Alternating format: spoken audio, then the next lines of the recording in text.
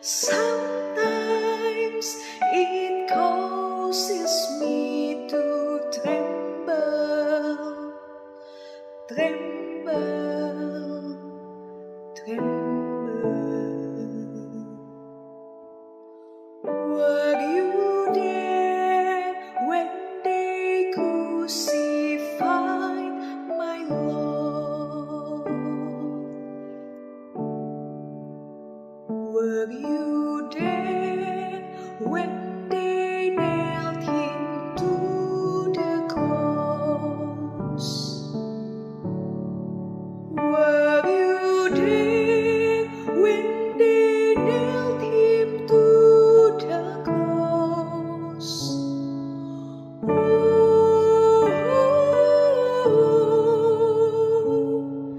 Sometimes it causes me to tremble, tremble, tremble.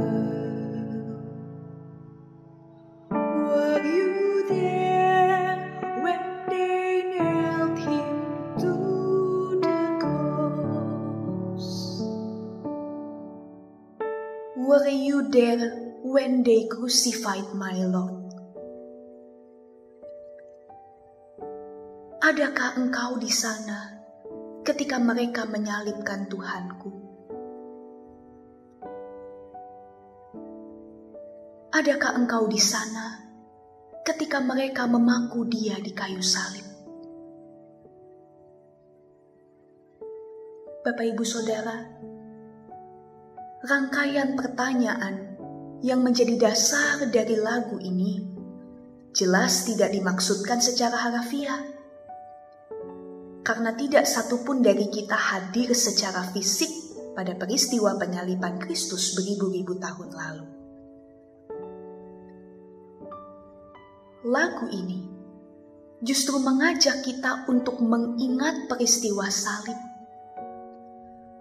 Namun tidak hanya sekedar mengulang kembali peristiwa tersebut di dalam memori kita, tetapi bagaimana kita membawa kisah penyaliban Kristus dari masa lalu ke masa kini dan menjadikannya sebagai bagian dari perjalanan iman yang memampukan kita berkomitmen untuk senantiasa melakukan pertobatan maupun juga memberikan kekuatan di dalam menghadapi setiap pergumulan kehidupan.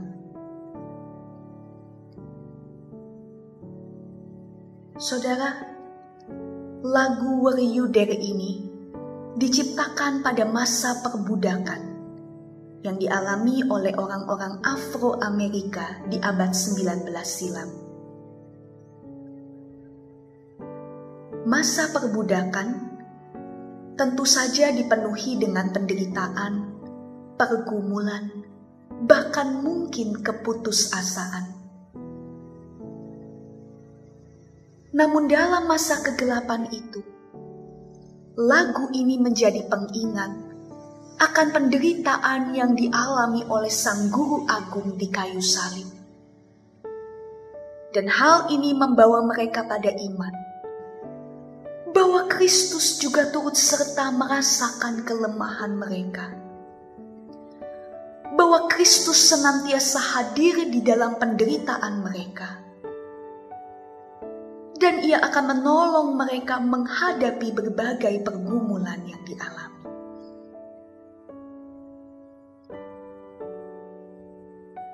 Hal ini juga tertulis dalam Ibrani pasal 2 ayat 18. Demikian. Sebab oleh karena Ia sendiri telah menderita, maka Ia dapat menolong mereka yang dicobai. Saudara, melalui ayat ini, penulis surat Ibrani ingin menyatakan bahwa melalui penderitaan Kristus, Ia menjadikan dirinya sama dengan manusia. Dan melalui identitasnya sebagai manusia, Kristus dapat bersimpati dengan apa yang dialami manusia.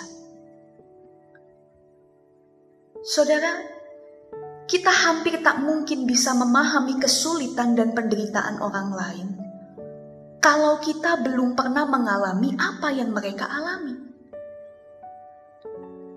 Ini sama halnya seperti seseorang yang punya kepribadian yang tegas, mungkin tidak akan bisa mengerti ketegangan yang dialami oleh orang-orang yang gugup. Atau mungkin seseorang yang badannya sehat, tidak pernah terkena penyakit dan sakit yang berat atau serius, mungkin tidak akan bisa mengerti sepenuhnya akan rasa lelah, rasa capek, rasa sakit yang menimpa seseorang yang di dalam hidupnya tidak pernah bebas dari penyakit. Tapi melalui peristiwa salib, saudara, Kristus telah mengalami penderitaan yang luar biasa. Bahkan jauh melampaui segala pergumulan yang kita hadapi. Sehingga ia dapat memahami apa yang kita rasakan, apa yang kita pikirkan. Dan ia berkenan untuk memberikan pertolongan, supaya kita bisa bangkit dari setiap pergumulan yang dihadapi.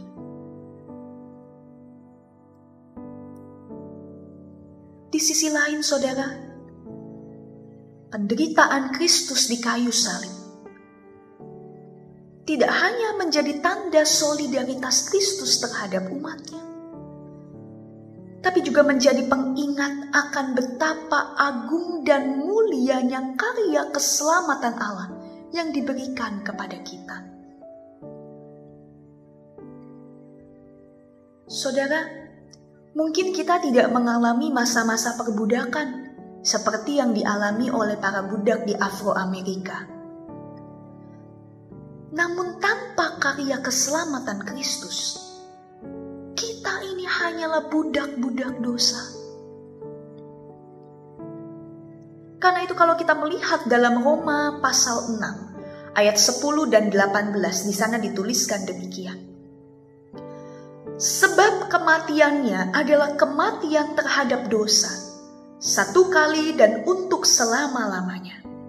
Dan kehidupannya adalah kehidupan bagi Allah. Dilanjutkan ayat 18, kamu telah dimerdekakan dari dosa dan menjadi hamba kebenaran. Saudara, kematian Kristus satu kali untuk selama-lamanya membawa kita untuk hidup dalam kebenaran dan bukan lagi di dalam dosa. Namun bukankah seringkali kita lebih memilih untuk hidup di dalam dosa? Apa contohnya? Ketika kita lebih memilih untuk hidup di dalam kebencian dibanding kasih, kita memilih untuk hidup dengan berbagai tindak kekerasan dibandingkan kelemah lembutan, dan kita lebih memilih untuk dikendalikan oleh rasa takut dibandingkan dengan melakukan kebenaran. Saudara, di dalam karya penyalipan Kristus, Ia telah meruntuhkan tembok pemisah dan perseteruan antara kita dengan Dia. Sehingga kiranya di dalam kehidupan ini, kita tak lagi membangun tembok-tembok itu dengan kebencian, ketakutan, hawa nafsu dan kedagingan kita. Saudara, pandanglah selalu salib Kristus. Dan ingatlah akan Sang Raja Agung yang rela menderita bagi kita, agar kita menerima keselamatan dan juga penguatan dalam menjalani kehidupan ini.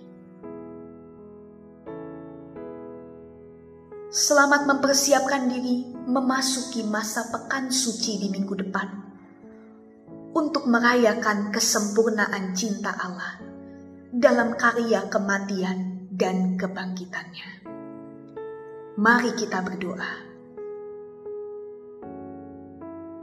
Tuhan, Terima kasih atas keagungan kasih-Mu bagi kami. Ajarlah kami untuk mensyukuri karya salib-Mu dengan hidup dalam kebenaran. Dan kuatkanlah kami menghadapi setiap pergumulan. Karena hanya Engkaulah yang dapat memberikan pertolongan dan kekuatan bagi setiap kami. Terima kasih Tuhan. Amin.